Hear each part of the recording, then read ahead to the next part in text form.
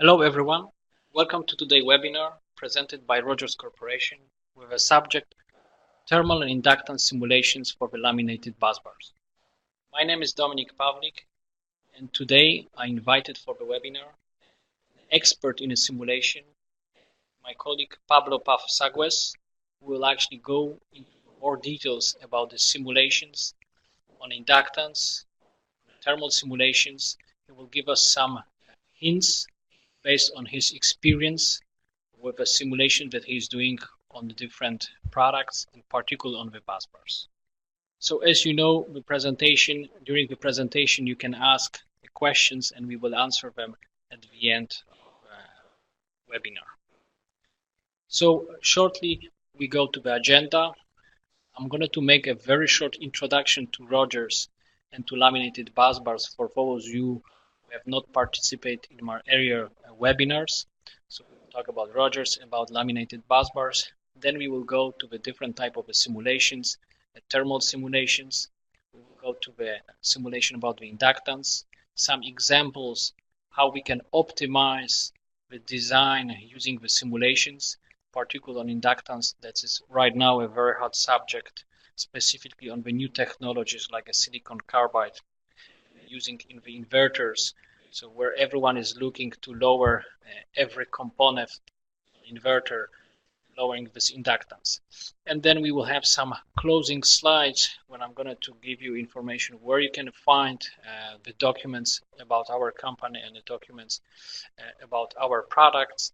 And of course, that will be at the end, there will be this session where you can ask a question and we will be glad to answer these questions.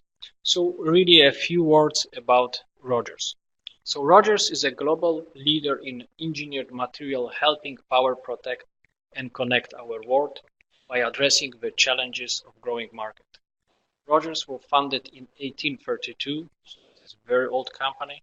Rogers has a very long history of material innovation and over the past 2 decades has extended worldwide to serve a global market. In size, as you can see, Rogers achieved 821 million revenue in 2017 and the company is stock listed. Today, company has approximately 3,400 employees worldwide and with a global manufacturing footprint. Headquarters is in Chandler, Arizona, and my colleague Pablo and myself, we are both based in Belgium. Within Rogers, there are the 3 core strategic business segments. One of them is Advanced Connectivity Solutions. This division manufactures high-frequency laminates and prepegs. Second is Elastomeric Material Solutions, manufacturing silicone foams, fabrics, films, foils. Maybe for those of you who actually are in this part of the business, names like Arlon, Bisco, Poron, these are the product lines from the Rogers. And there is a third division, actually, where both of us are working, called Power Electronic Solutions. Here we have 2 product lines.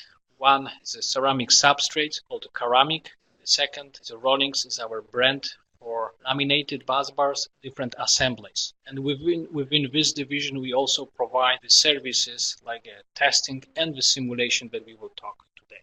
So that's all about Rogers, and let's move now forward with our presentation. First of all, I just wanted to talk maybe a word about what is laminated busbar. From the mechanical point of view, laminated busbar is a multi-layer construction conductors, typically copper or aluminum, separated by the thin dielectric materials, and all of them are laminated in one structure. This is what you see actually on a picture. Left side, you can see the picture where the busbar is separated. We see the conductors, we see the films, and on the right side there's a complete structure. From the electrical point, it's a multi-layer electrical circuit that distributes the electrical current from capacitors to power modules, typically IGBT, through the specific connections. And if you look at the drawing on the inverter, you see here the capacitors, you see the IGBTs. So what I always say is that busbar is actually this line, the red line and the blue line that connects these elements. Of course, the busbars are used as well in different applications, for example, to connect the batteries, connect the battery modules, but typically, I would say in 80%, the laminated busbars are used in inverter and this is what we will actually use it today, that typically inverter would be in an application. So laminated busbar overall improve reliability, lower inductance, eliminate wiring error in a very compact design. And there are some other features as well on the busbars, but then I would address it to my previous webinars where you can actually learn about overall busbar designs. So within our company, we have a complete range of laminated integrated solutions. So what you see here, this is a small table describing different products. On left side, there is a rolling slow inductive solutions. This is where we do a lot of testing and simulations. This is with typical applications. And you see that the power goes up to the several megawatts. Different type of operation temperature we can have. And different isolation materials, flexible, rigid material, as well as the conductors. As I said, typically it's a copper or aluminum. I would say it's like a 70 to 30%. It is a copper, and in some specific applications that require lowering the weight, like automotive applications. We hear a lot about automotive business, automotive applications right now for the batteries, for example. Then typically customers are using the aluminum. And then we have a complete range of busbars that actually somehow they are based on the traditional busbars but integrate some other components. For example, hybrid busbars that integrate flexible circuit, some sensors like a temperature sensors on the surface.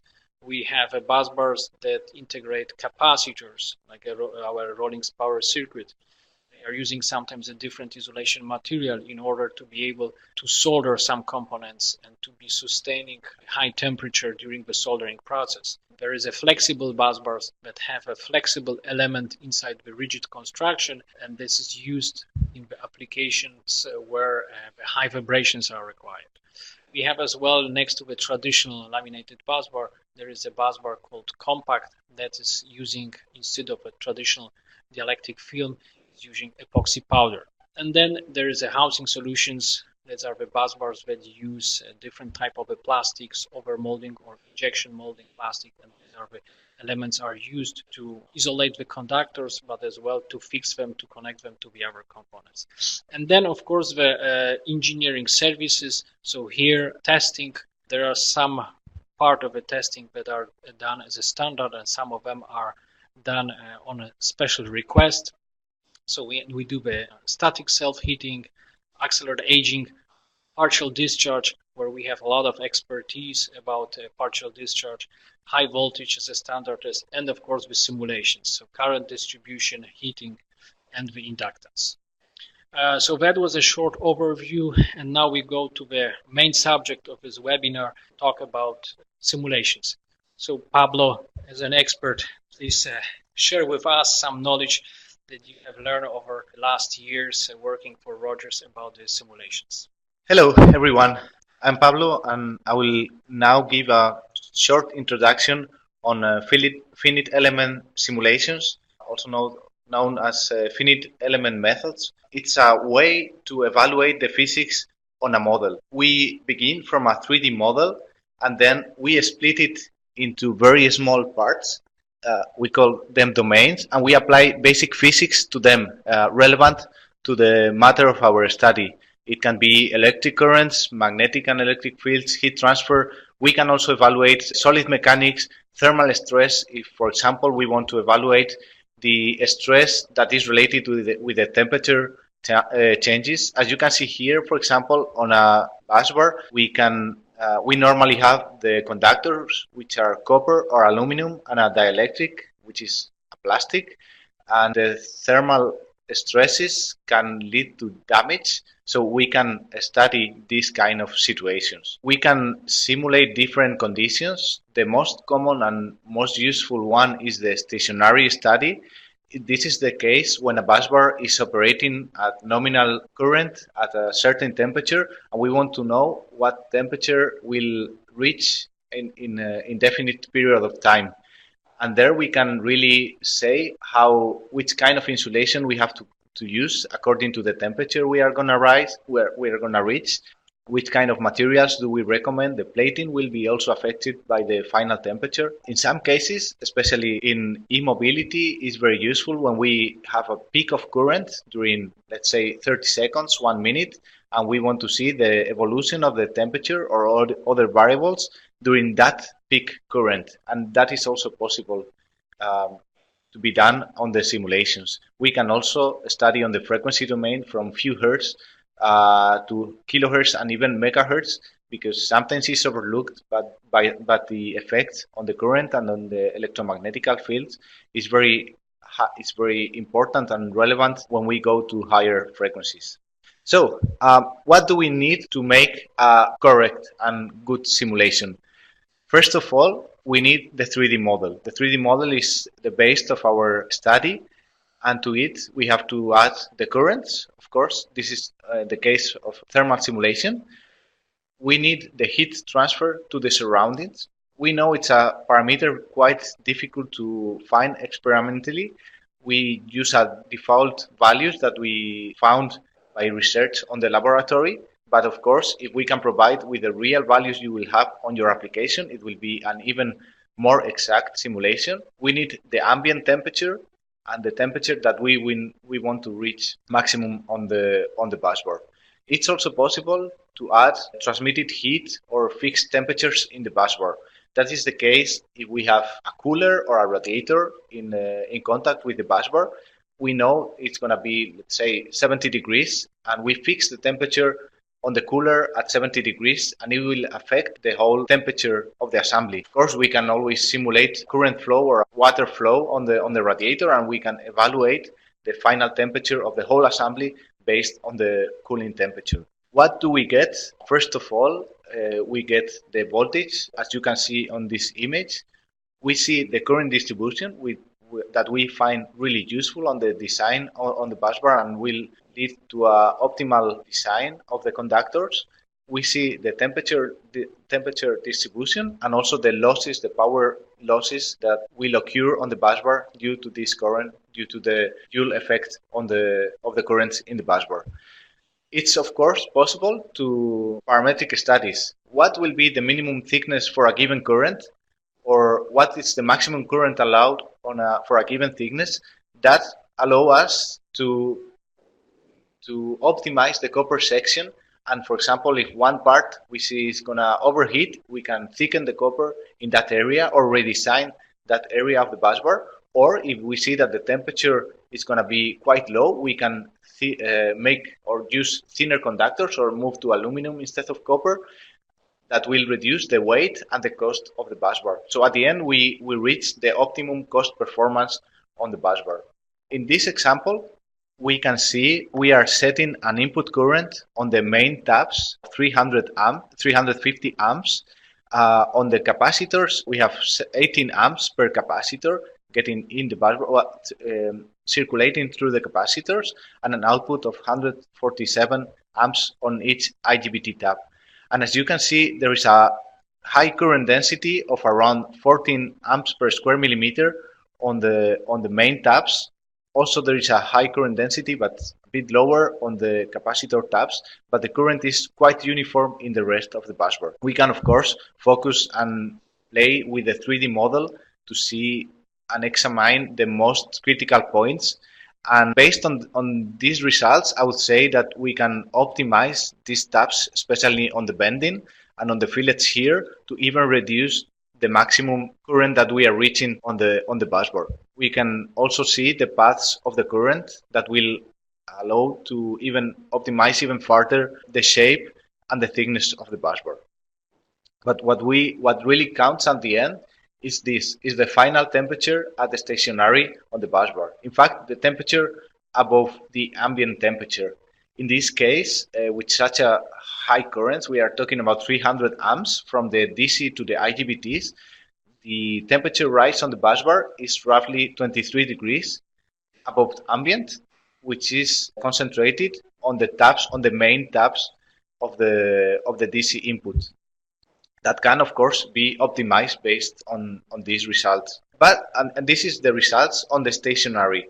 But what happens if, having reach the stationary, we input a peak of current.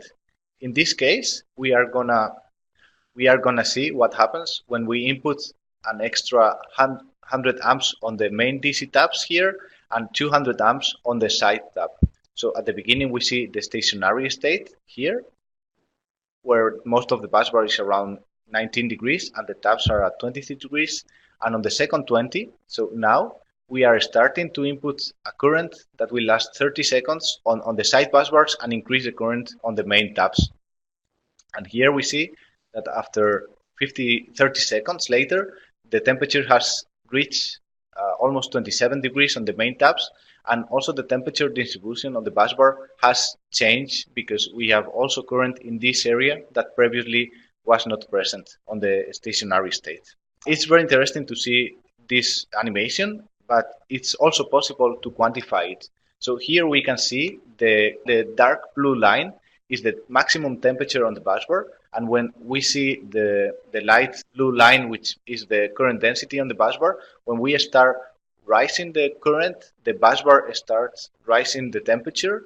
The average temperature increases little by little, and then after the peak current stops, the maximum temperature decreases. We can also measure the time we need to reach the stationary state after the peak current. This is a very simple case, but we can do it in any shape or type of busbar. And what happens when we are working on AC currents? We see that there is a very, very high influence on the frequency to the currents and to the temperatures. Here's a simulation on the frequency spectrum, and we can see that with a current of 120 amps on each conductor at 100 hertz, the temperature, this is the absolute temperature. So the ambient temperature is 100 degrees, and we are reaching 108 degrees at 100 hertz. But when we go to 5 kilohertz, the temperature rises already 135. And if we go to even higher frequencies, 50 kilohertz, the temperature gets up to 210 degrees. And you can see that there is also a much higher temperature on the side busbars than on the central busbar. And why is that? This is because the skin and the proximity effect. If we see on the current, these images are showing the current density we have seen before, but now in slices inside of the busbar. At lower frequencies, magnetic fields, let's say, are weaker, so the current is very uniformly distributed along the busbar. But as we increase the proximity effect and the skin effect starts affecting the current distribution. And you can see already at 5 kilohertz that most of the current is concentrated on the side of the busbar, especially on the side of the side busbar. And when we go to 50 kilohertz, there is virtually no current inside of the conductor, and all of it is concentrated on the outside of the busbar. What can we do in those cases? Here is a proposal of improvement. In this case, we have reduced the total section of the busbar. We are moving from 45 square millimeter to 30 square millimeter busbars, but optimizing the shape of each of the bars. And in that case, you can see that the maximum temperature at high frequency at 50 kilohertz has been reduced from more than 200 degrees to only 170 degrees. That is one of the big advantages of the heat simulation, that we can see how the currents are going to behave on a busbar, and we can optimize the shape of the busbar based on that behavior. And the results, as you can see, are really amazing. So another very important simulation, and every time getting more important, are the inductance simulations, especially for the demand of silicon carbide and wide band conductors. We are moving to higher switching frequencies, and the inductance of the whole system has to be decreased. So not only the modules have to reduce the inductance, but also the capacitors on the DC link and the busbar that connects everything has to reduce. Why is so important the low inductance? Because a high inductance means a high surge voltage when we are switching power modules. So if we reduce the whole inductance, the voltage will decrease a lot, so we can maybe go to a lower voltage rating modules, which means lower losses, and also the commutation time will be lower. We will avoid the ringing. We can use the snubber capacitors. Sometimes we can eliminate them. So at the end, an optimization of the inductance is an optimization on the cost of the whole system. What we can calculate and simulate in Rogers inductance of the busbar as we connect it, from the connections on the IGBTs and including the capacitors. We can do it as you see on the drawing on the bottom center on a single level converter, or we can also do it in multi-level converters. We are going back to the example at the beginning, and in this case we are short-circuiting or to evaluate the inductance on the central IGBT tabs. What we see here are the magnetic flux slices on the busbar. The red are the areas with high magnetic flux, and the blue are the areas with lower magnetic flux. And if there are no lines or no color areas, it means that there is no magnetic flux. The inductance is directly related to the magnetic flux. So here, at first sight, we can see that the biggest problem or the biggest contributor to the inductance of the busbar are the tabs. What can we do there? There are solutions, and we are gonna see them. So we know that after the simulations, we know that the inductance, most of the magnetic contributes to the inductance is concentrated on the tab. So it's the most important point or area on the busbar where we can act to reduce the whole inductance. On the initial design, we have a set bend on the tabs, which means it's a relatively easy shape to manufacture, but creates a high inductance because it's an open loop, quite long, with no constraint by the conductor on the loop. So the inductance in that case is around 12 nanohenries. The first improvement that we can do is moving from the set bend to a bushing. The bushing allows us to make the conductor shorter and the connection a bit smaller. And just by that small change, we are reducing from 12 to 9 nanohenries. But we can go even further. Those are, let's say, advanced manufacturing techniques because it's not always easy to make this kind of overlap on a conductor.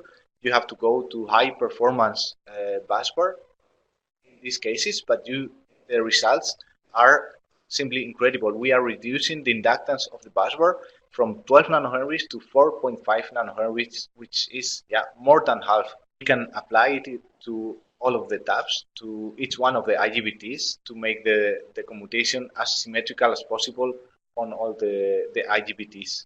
So we can see that with the help of the inductance, we can iterate the design, look for let's say, the weakest spots or the most critical spots, and act on them to, in this case, reduce the inductance and optimize the performance of the busbar. Yeah, thank you, Pablo, for giving this deep insight into the simulations. As you could see, thermal simulations, inductance simulations are very important, specifically right now, where we have a lot of prototypes. When design sometimes is not completed, we can easily actually use the development costs by avoiding with making this multiply the prototypes and the test runs. This can be easily simulated on a computer with minor modifications. We can definitely increase the performance of the busbars. We have not shown maybe here components added like a capacitors on the busbars, but that's as well that's a possibility to run this kind of a simulations, adding the components and see how the complete subassembly actually is going to perform under the certain conditions. So these are this type of the services that I already mentioned that we are offering to our customers, and to you. We will be glad if you have any project existing you would like to share it with us. We can definitely support you in optimize the design through the simulation services. And there is a lot of advantages. Of course, it increases reliability, but I think what is important is reduce your development costs, so you don't need to create many of the prototypes. This can be simulated upfront, and then we can build a specific prototype according and verify as well long term for the production. So all these informations, of course, this presentation, this webinar will be online, and we will be glad if you can look at our webpage www.rogerscorp.com/pes. and I would like to invite you to join our design hub, where you will find this webinar and you will find a lot of useful information about our products, about our busbars. We have some design guides. We have some technical articles about the busbars and about the integrated busbar solutions. So please join us on the design hub, and you have access to as well, not only about the busbar, other products from our division. And of course, we have worldwide, we have our sales forces and the technical forces to support you.